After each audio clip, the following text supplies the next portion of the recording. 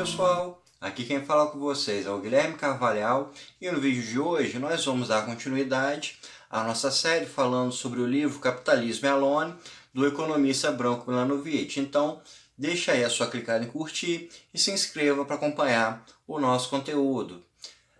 No vídeo anterior a gente começou falando sobre o livro Capitalismo e Alone e comentamos que o Branko Milanovic defende que o capitalismo é o sistema econômico reinante no mundo atual, é o único sistema econômico e que o modelo socialista ou comunista se resume a alguns poucos países que não arranham o todo de um sistema capitalista global que tange o mundo inteiro. Nesse vídeo anterior a gente falou sobre um dos modelos que ele coloca de capitalismo, que é o capitalismo liberal, que é o capitalismo mais comum, que existe ao redor do mundo, que é o predominante na América Latina, nos Estados Unidos, na Europa, na Austrália, no Japão. E nesse vídeo de hoje nós vamos falar sobre o outro tipo de capitalismo que ele fala, que é o capitalismo político.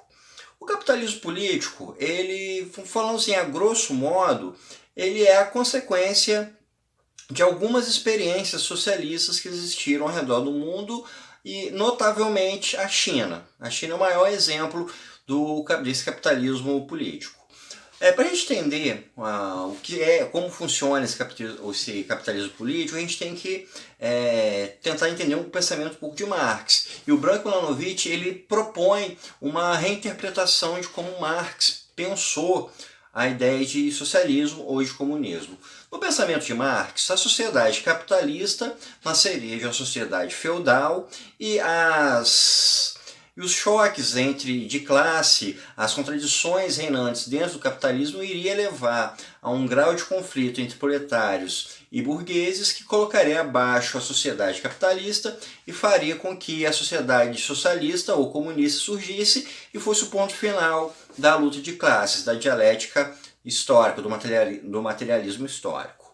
Ou seja, para Marx, o socialismo vem depois do capitalismo, seria um ponto final nessa dinâmica do materialismo histórico. O Branko Milanovic ele comenta algo que é bem conhecido de todos, que foi a falta de sucesso das experiências socialistas ou comunistas em diversos países, notoriamente na União Soviética e também em alguns outros países, como Romênia ou Iugoslávia. O modelo socialista, a longo prazo, o modelo econômico planejado não funcionou, o regime acabou caindo e voltou a se tornar capitalista. O Branko Milanovic ele coloca que nesses países, como a União Soviética, a Iugoslávia, a Romênia, esses já eram países industrializados quando o modelo comunista chegou.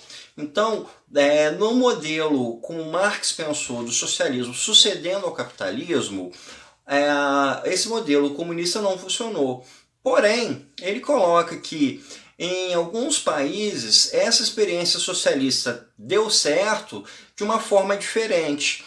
Ele coloca que em alguns países que eram países de economias feudais ou então de economias pré-industriais, ou seja, de economias que estavam atrasadas em relação ao padrão da Europa e dos Estados Unidos, e principalmente países que vinham do domínio colonial europeu, países que conquistaram sua independência por volta de 1950, 1960, 1970, que em alguns desses países o modelo socialista serviu como uma ponte dessa economia feudal ou pré-industrial para uma economia capitalista, para uma economia de mercado.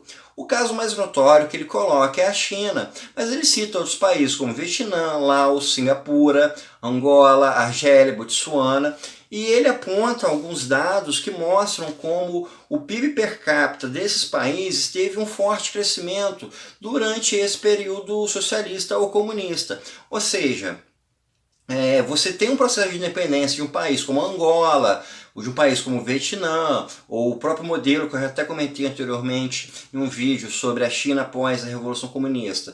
você tem um modelo de um país conquistando sua independência de uma colônia, ou seja, saindo de uma economia atrasada, de uma economia pré-industrial, o modelo socialista, em que você tem uma intervenção do Estado, onde você tem uma economia planejada, ela conseguiria dar um forte impulso para esses países que são muito atrasados através dessa interferência muito forte que o governo exerce no país socialista, através de investimentos na indústria, investimentos na infraestrutura, em estradas, geração de energia e tudo mais. E chegaria então a um determinado ponto em que esse próprio modelo socialista não daria certo, o país migraria para uma economia aberta de mercado e você teria um governo ainda forte, porém em uma sociedade de mercado. E essa é a característica do capitalismo político. O capitalismo político é um regime em que a maior parte da população é assalariada, ou seja, não é a grande maioria da população funcionários de empresas públicas,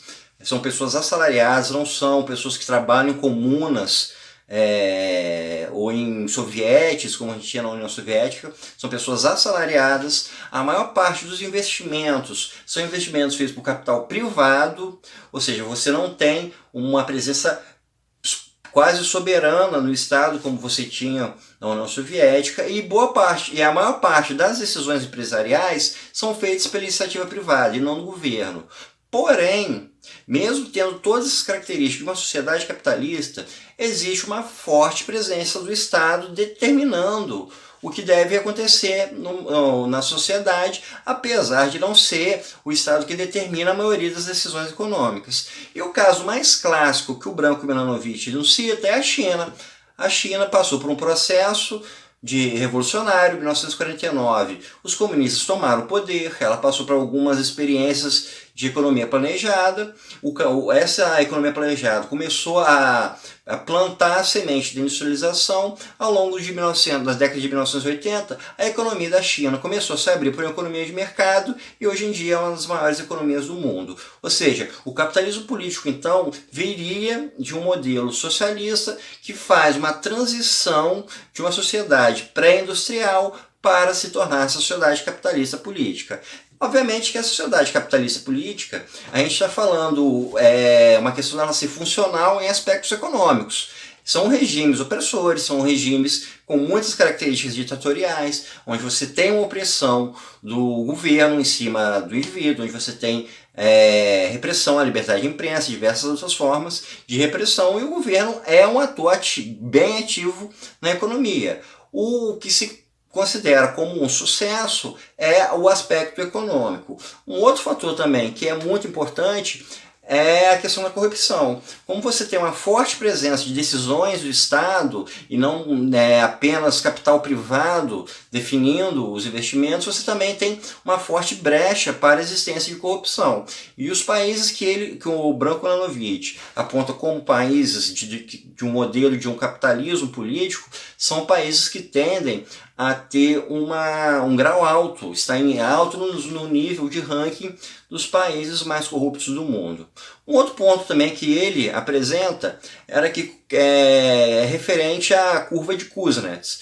A curva de Kuznets é um modelo de um economista que falava que a partir do momento em que o país ele começa a se industrializar, ele começa a ter inicialmente um forte crescimento das desigualdades econômicas. Você teria uma espécie de onda. Primeiro você teria um crescimento do grau de desigualdades, porém depois esse grau de desigualdade começaria a diminuir. Analisando o que está acontecendo na China, o Branko Milanovic aponta que é um país que está tendo uma redução forte nas desigualdades econômicas, principalmente pelo fortalecimento de uma nova classe média. Ou seja, a sociedade da China estaria então começando a colher frutos do seu desenvolvimento econômico através da distribuição melhor para a população, através de maiores salários, de maior acesso a bens e serviços. Então, pessoal, isso é tudo por hoje. Espero que vocês tenham gostado e até o nosso próximo encontro.